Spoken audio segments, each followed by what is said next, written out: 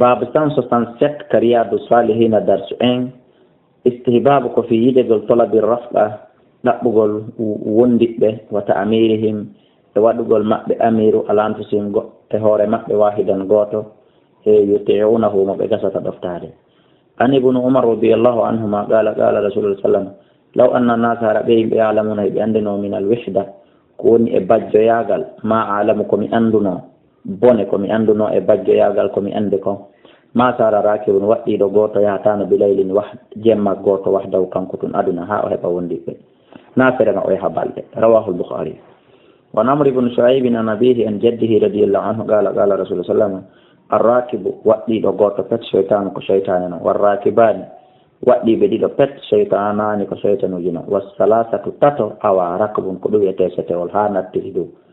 رواه أبو داود الترمذي والنسائي بإسناد بأسانيد اتوغر بصحيحة سلم. وقال الترمذي حديث حسن.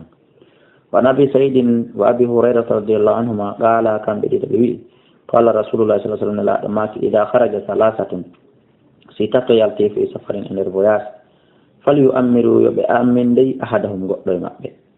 حديث حسن رواه أبو داود بإسناد حسن.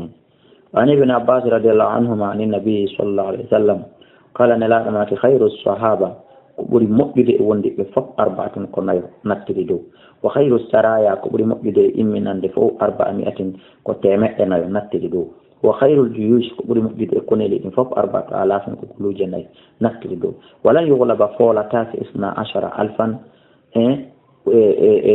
كونو timmungo guluje sappo e ɗiɗi ɓe fooletaake aduna min illatin hara ko sabu fanɗe gol maɓɓe ko wiyeede ko fiiɓaaɓe fanɗi addi haa ɓe foola abadan. رواه أبو داود الترمذي وقال حديث حسن والله أعلى وأعلم.